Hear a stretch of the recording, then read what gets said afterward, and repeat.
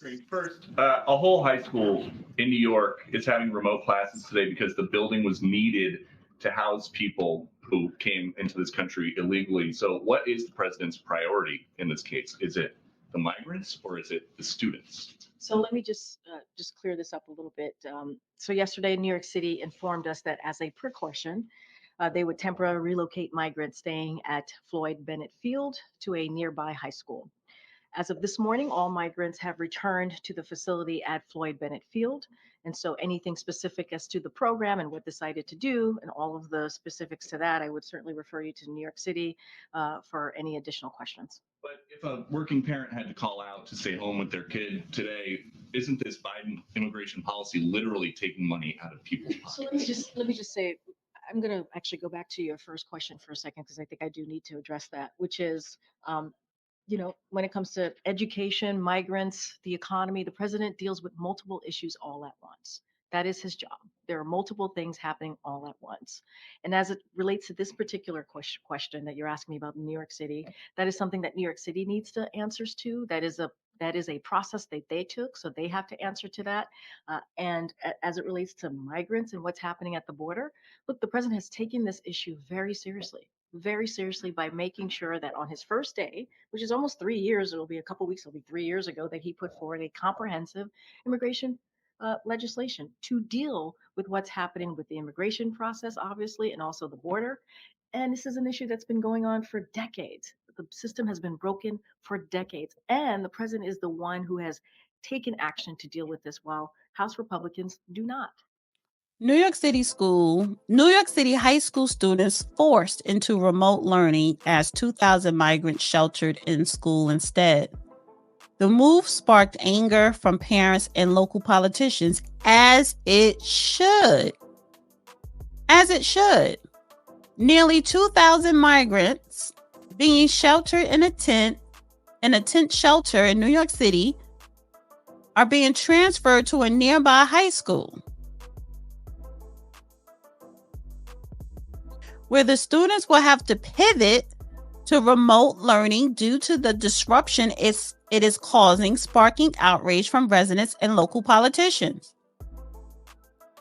New York City Mayor Eric Adams' office said it is moving 1,900 migrants from the tent shelter at Floyd Bennett Field for safety reasons due to the incoming storms and potential high winds. We want to make sure people are safe. So, in order for you to make sure that people are safe, you want to take students of tax-paying parents out of their schools, their high schools, to stay at home and go to school remotely, like they were doing during the lockdown during COVID. Parents are at work. Some kids are at home alone. It's a safety issue. That's a problem.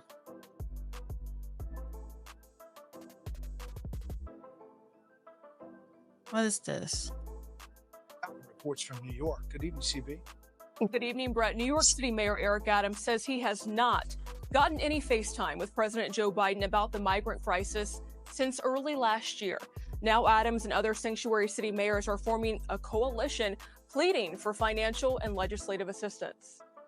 As temperatures drop in New York City, Chicago, Denver, and other impacted cities, we are calling for the federal declaration of emergency, financial support, and a national resettlement strategy.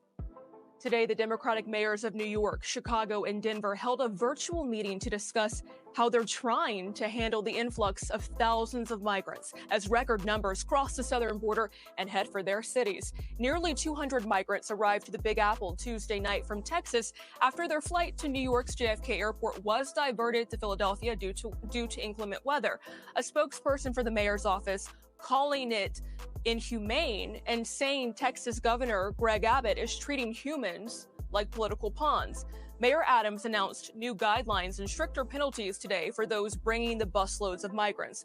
Over in Chicago, Mayor Brandon Johnson is using the same tactic to slow the flow for what he calls, quote, rogue bus operators. The state is also paying $160 million from a fund to temporarily house migrants in hotels, with Chicago officials expecting at least 4 migrant buses to arrive in the city by Sunday.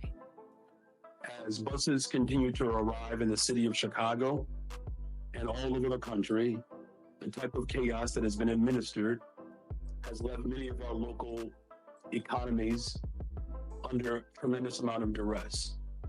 Governor Greg Abbott's office telling us, in part, his state will continue busing migrants to sanctuary cities until, quote, President Biden steps up and does his job to secure the border. Here in New York City, Brett, it is expected to cost $12 billion to shelter and feed migrants for 3 fiscal years. Back to you. Money's adding up. It's adding up.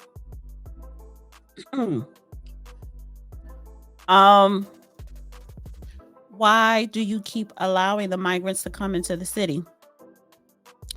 I am going to, at 9 o'clock, go to the town hall, the Foxhall Town Hall with Donald Trump. If you guys remember, during the Donald Trump administration, he set up a tent city at the border. So when people tried to cross, they were stopped and they were put in the tents. You had the tents for the women, children, and the men. The only problem I had with that, the children were separated from the parents.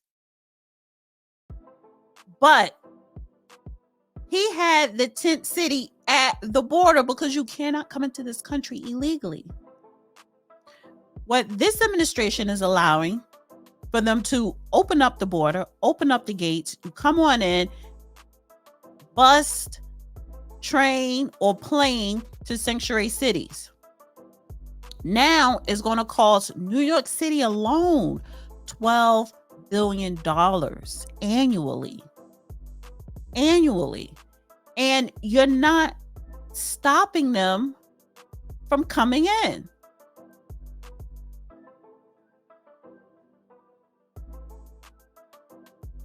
I want to play this clip. So, New York City Council member goes off after school switches to remote learning to temporarily house migrants. Council member, thank you so much for joining me. Thank you so much for inviting me. On Tuesday night, migrants at Floyd Bennett Field in New York were relocated to James Madison High School on Tuesday night due to severe weather. The students then on Wednesday would then transitioned to remote learning at the high school. What's your reaction to this situation? My reaction is a very big I told you so. When Floyd Bennett Field was first proposed, I told the administration that this was the wrong site, that it easily flooded, inclement events constantly, happen there. No barrier from the wind, no barrier from flooding, no barrier from storms of any kind. And we're in the middle of winter. So I feel that this is going to continue to happen. That's an interesting point because I talked to an assembly member back in August about this, and they said the same exact thing about Floyd Bennett Fields, that it floods very easily. So if these migrants had to be relocated essentially in the middle of the night, if you look at the forecast, there is inclement weather for New York on the horizon here. Is Floyd Bennett Field safe to begin with at all, inclement weather or not? It is not safe at all. And that has been our contention from the moment that it was proposed.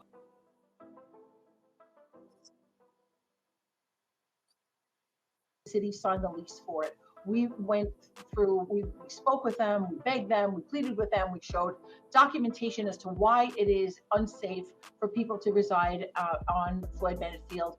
And we have initiated a lawsuit for an injunction, which will be heard on January 18th. I'm curious at who you think specifically is to blame here. You posted this. I want to read it and then get your reaction. Taxpayers are being overburdened. Our students are being inconvenienced. The school that is meant for the students is now going to be packed with just about 2,000 people, and the city does not have a really comprehensive plan. Who is at fault for what you're describing as not a comprehensive plan? This is on the city. And I've attended many of the hearings and always asked about what the plan was for evacuation, for housing up to 2,000 migrants in a desolate a desolate national park, and I was never given any answers. They said a plan is in place, but I've never seen the plan. And anytime something has happened, the plan was always done in, like on the spot. So if this were a regular natural disaster that came in and we had to evacuate any of the surrounding areas, we would use Flatbush Avenue and we would go straight to Brooklyn College. Why was Madison High School used? There was no reason for it. And one of the things that we were saying from the very beginning is, in addition to flooding, there is so much wind at Floyd Bennett Field. Today, I was there and it was only 35-mile-per-hour winds and it was pushing us back. 67-mile-per-hour winds would have taken those tents down. We were lucky that it didn't get that high. Can you talk about your visit to Floyd Bennett Field? What was that like? What was the atmosphere like?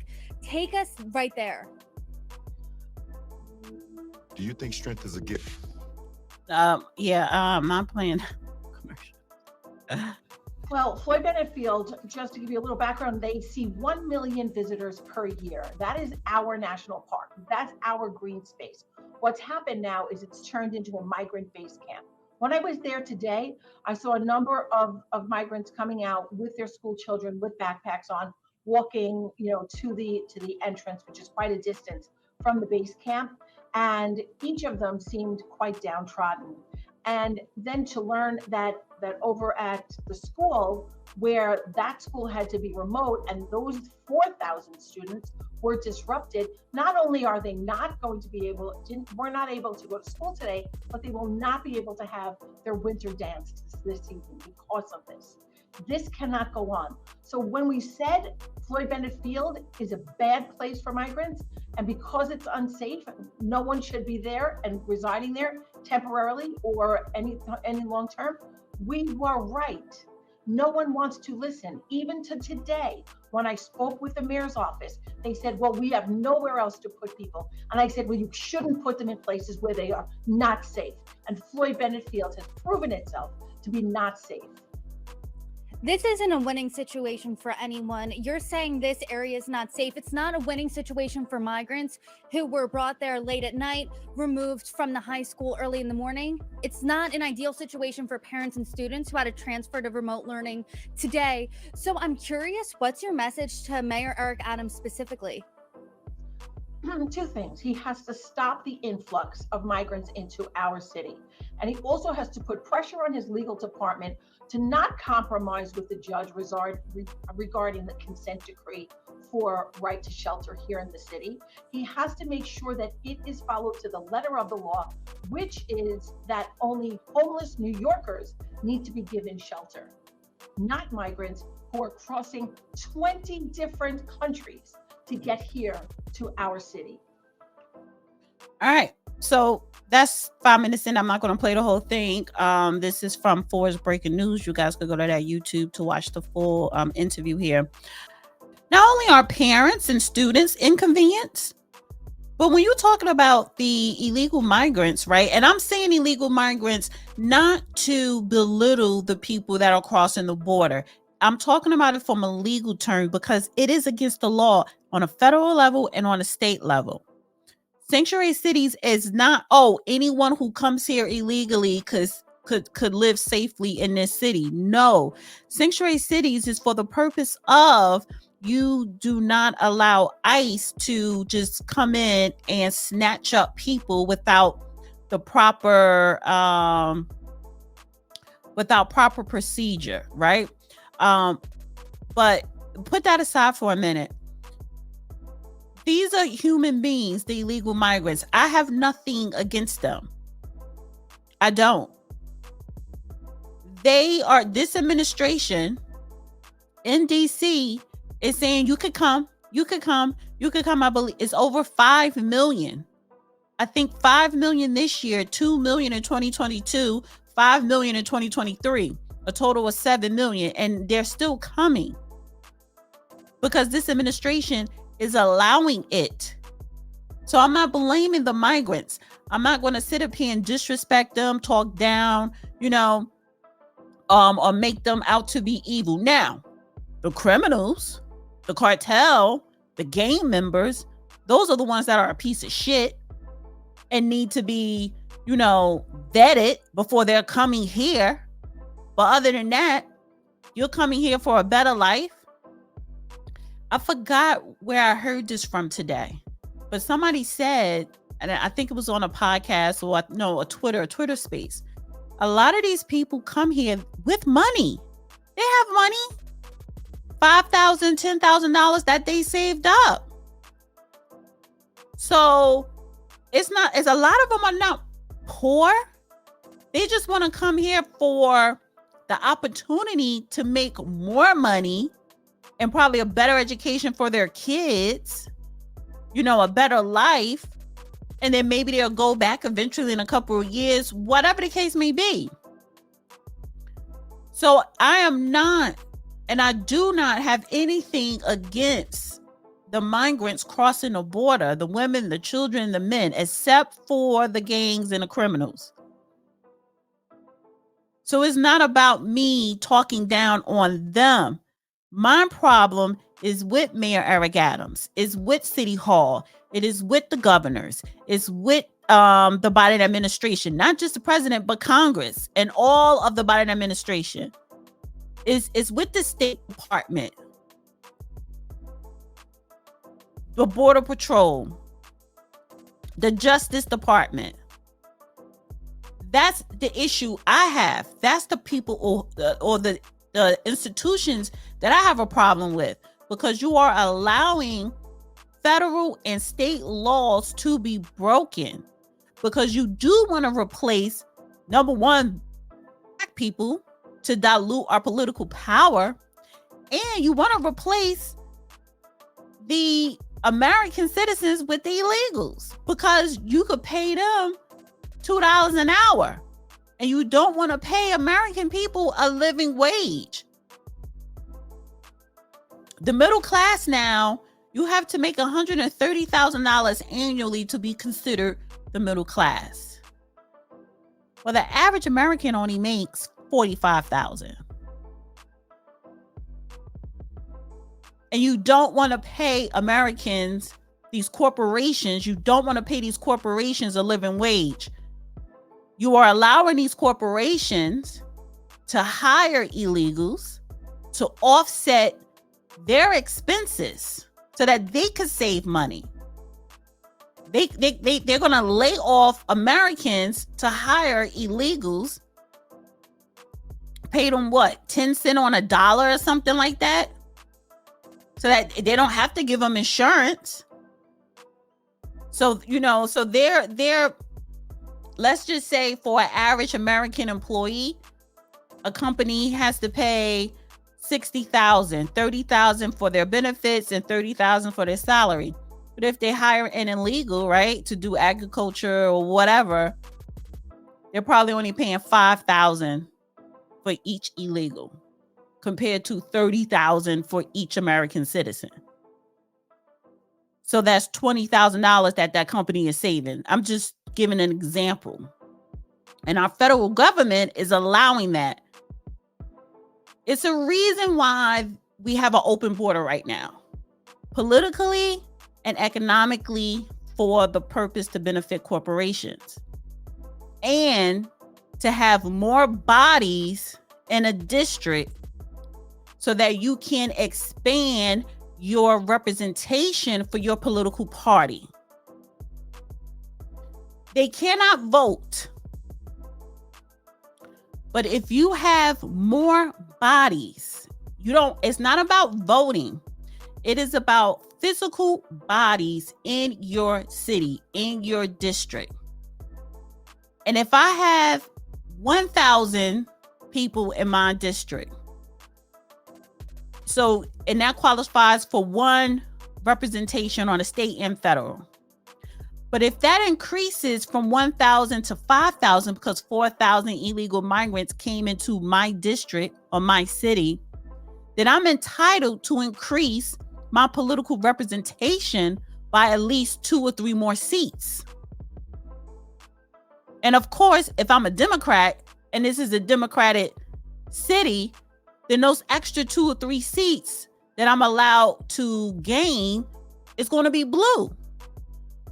So that gives me more political power for my Democrat Party on a state level And it also gave me more political party for the Democrats on a federal level. So it's not about them coming in here to vote for the politicians in. It's about to increase the number of representations to represent their political party, the Democrat. See, one thing about the Democrats, they are thinking 10 steps ahead. And they're making sure that they're cornering all the markets, all the points, all the four corners. And the open border is a political play for them to stay in power in Congress. Damn the White House. Who cares about the presidency? The power lies in Congress.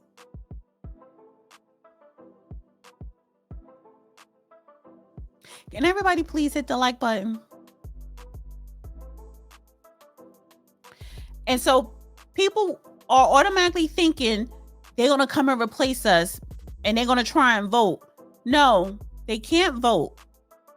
But they're going to replace us by way of diluting our political power with the number of increase of bodies increases the number of politicians representation in that state, in that city, that trickles up to Congress.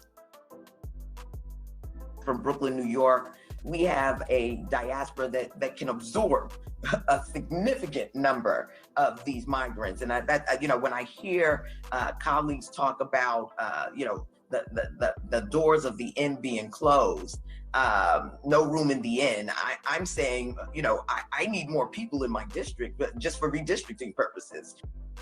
Okay, so this was New York Congresswoman Clark. She's a Democrat. Like she just said, she needs more people in her district for redistricting purposes. What is that? So what I just explained, that's another form of gerrymandering, because the more bodies you have, you can redistrict and expand your district, which means you need more representation to be elected. It's a reason why we have an open border. It is another form of gerrymandering to redistrict Democrat districts, to expand it, to allow more representation for the Democratic Party. And if you have more representation on a state level, you control the state with the laws and everything else. And then also you have more bodies, who, if they run for Senate or they run for House representation in Congress, you could also dominate Congress. They're thinking 10 years down the line. How is opening up these borders in this 4 years of the Biden administration going to help the Democrat Party? This has nothing to do with Biden. That man don't even know what's going on. He don't know what day it is. It is about Congress. It is about controlling this country to be Democrat controlled on a state and federal level. And they need the illegal migrants to come in and help redistrict blue districts. That is another form of gerrymandering. Dana with the data.